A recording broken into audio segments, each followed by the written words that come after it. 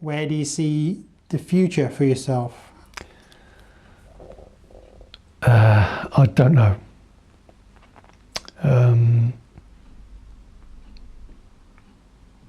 I honestly don't know. I can't really honestly answer that question. Are you worried about the future right now? I'm worried that I'm going to get another cancer that nobody's found. Yeah. Now, I mean, before I never worried about it at all. But now it's always at the back of your mind. Do you mean now, since the esophageal diagnosis, it's on your mind more? And of course, that is going to be in the background to a large extent. But in my experience, the more things you're able to do that are not ill health related, the more normal activities, the more life gets back to normal, the more it's possible to forget or put aside the worries about cancer so that they're less intrusive. Would you say that's the case for you, or it's still really a problem area? It's not too much of a problem, but it's always at the back of my mind.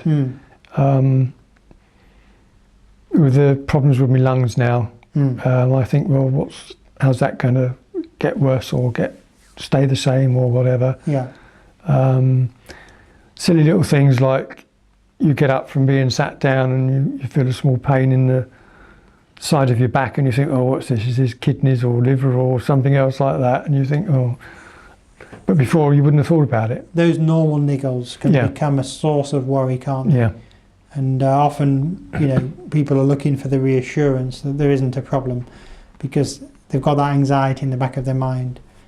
Yeah. Have you found anything that's available that can manage that anxiety and cancer worry? Because we have some options in this department, but I'm aware you actually haven't been referred to us in psycho-oncology. I'm seeing you independently today. But I'm just wondering if you have come across any therapeutic tools or tips to manage that anxiety. No, nothing at all. Okay. Well, we can definitely talk about that ourselves outside of this video, because we have a program in booklet form, which is a form of self-help to just manage that difficult uncertainty about the future. And you're very welcome to have a copy of that booklet. Yes, please. And hopefully we'll be launching that booklet alongside the Cancer Diaries video program, alongside Cancer Stories. So other people watching this in the future could also have access to it. But you might find that helpful. Yep, I'll appreciate that. Yep. Is there anything you're looking forward to in the future? Any more holidays planned or short breaks or? Yeah, so we're off for a week's holiday to southern Scotland. Yep. Not going to be climbing any mountains, I must admit. Because we go around castles and stately homes. Yes. But we use the internet to look at the place first. Good idea. Check the accessibility, because we went for years, I wanted to go up Lindisfarne Castle. Oh yes. We went up there a couple of weeks back, went over to Holy Isle. In the northeast, yes. Yeah, and took a look at the castle and said, I can get to the bottom of the slope, but that slope is too steep to, I can get up there, but I'll be so worn out when we get up there that I won't enjoy it. Yeah. So we said, we've been here, that's good enough. Yeah. So, lots of places like that. It's a wise move to check it out in advance, and you can even look at it directly, can't you, on Google Maps now? That's right, yeah. So you can actually see it. Spend a lot of time on Google.